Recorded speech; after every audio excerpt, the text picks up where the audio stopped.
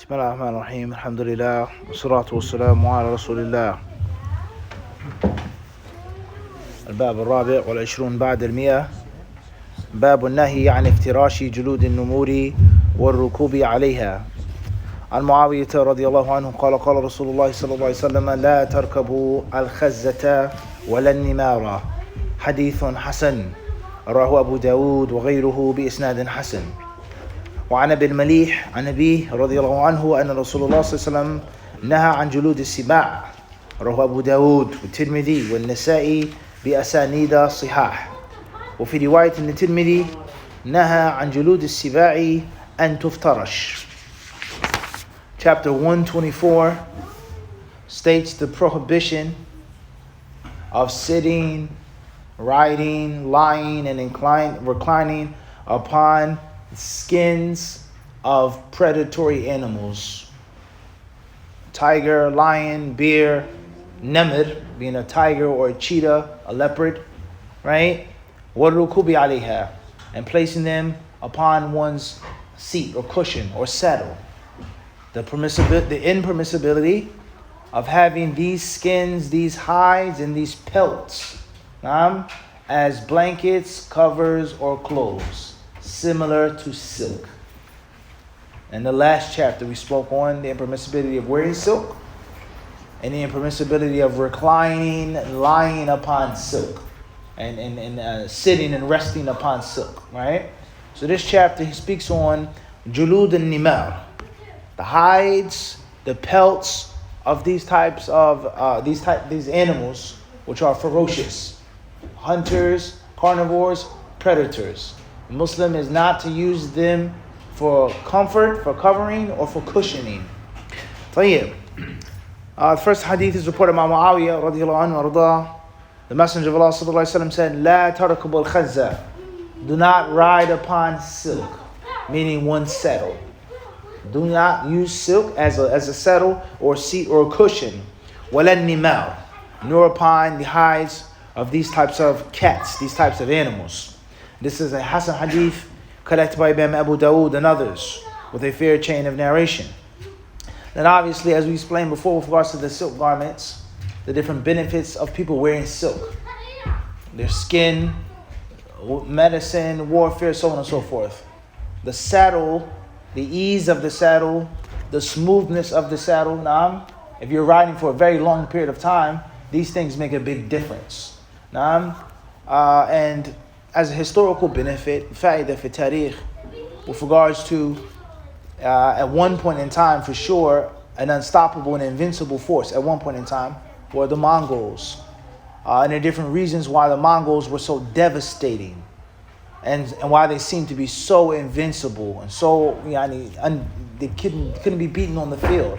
There are different reasons why, between fact and theory. Their numbers, their horses, their tactics, etc., etc., etc. But from the reasons why they were so deadly and formidable on the battlefield was their logistics. How they were raised from a very young, tender age to ride horses. They were master horsemen. And their maneuvers and their techniques. And from that, as historians mention, is that their saddles will be greased. They would have oil and grease on their saddles, which would allow them to turn, spin, and wheel the horse around at lightning speed. 2 seconds, 5 seconds, a minute faster than the opponent, right? So if you have a smaller horse that's already faster, more nimble, and then the rider with the stirrups has the ability to turn and shoot and to feint and to retreat and to duck within a split second faster, a minute faster, that's life or death. That's life or death. So a feint retreat, you're chasing them, you're thinking that they're running away, they're cowards, and the next thing you know, within the blinking of an eye, rain of arrows. All right, so the concept of the saddle and the different materials that were used on saddles, right, and the benefit of the saddle. And obviously, if you study history, you know that the saddle and the stirrup were things which changed the course of history. That one small invention made a difference in the lives of humans. Men domesticating these animals, riding upon these animals, but the saddle and the stirrup, the comfort the speed and the control that you could have of the horse was like night and day, right? And then that's just a benefit with regards to history. So therefore, do not ride upon these types of skins. If you need comfort or shock absorption, there are other things that you can use. With regards to fleece, goats, sheep, different animals, you can use their hides and their pelts for cushion and for comfort, but not that of these predatory animals. Next narration is reported by Abu al-Malih from his father, radiallahu anhu, that the Messenger of Allah naha an julud as-siba'. He forbade the skins and he forbade the hides of carnivorous predatory animals. He forbade the usage and the wearing, the sitting, the lying, the covering with these types of skins, with these types of hides. Their leather cannot be used. It should not be used. This hadith is collected by Imam Abu Dawud and Tirmidhi and Nasa'i with sound chains. One version says in the Tirmidhi, Naha an julud al-siba'i an tuftarasha. The Prophet ﷺ forbade people to use them as carpets and as cushions and to recline upon them. Now that's the end of the chapter. From the wisdoms behind this, Wallahu ta'ala alam, the scholars of Islam mention certain animals are not to be consumed, and certain animals, their hides and their pelts are not to be used, whether it's something physical or metaphysical. The physical aspect, najasa, them being impure. And even if they're dyed or tanned or treated, those scholars still will consider those hides and those skins to be najis. And the metaphysical, or some of the wisdoms behind that, is the concept of a sheep and a goat versus a bear skin, or the hide of a wolf, or a jackal, or a cheetah, or a lion, right? Just think about the difference between those two animals now. All right, the sheep and the goat being docile, friendly, domesticated. You slaughter it, you eat its meat, you benefit from its fat, from its organs, from its bones, right? And you take the fleece and you take the hair.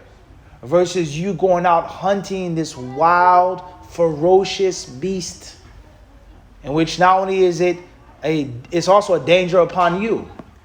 The injury that you want to get from a sheep or a goat is not like hunting a wolf or bear. So your mindset in hunting that animal is automatically different. And it's a next level of viciousness. And if you think about this now, right? So hunting it, the danger that it poses, let alone it's costly, it's rare, pride that comes along with wearing that skin or that fur, and the mentality of human being like that type of animal, which a Muslim isn't supposed to be like. Being strong on the battlefield, being courageous, yani wal yajidu fikum ghilza, right? Having the strength and the violence in the cause of Allah, that doesn't mean you turn into that type of, beast type of animal, right? And it allows no doubt when you wear these types of things, you feel in that manner. All right, you wear white, you feel a certain way.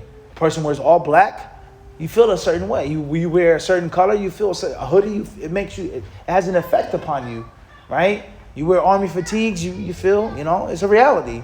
You put on fresh clothes, you feel good. Right? Is this not the case? Not like a fresh pair of socks, right? It makes a difference. And you wear these different things, and it has an effect upon your behavior. And next thing you know, man starts imitating. And obviously that's a problem. Wallahu ta'ala alam.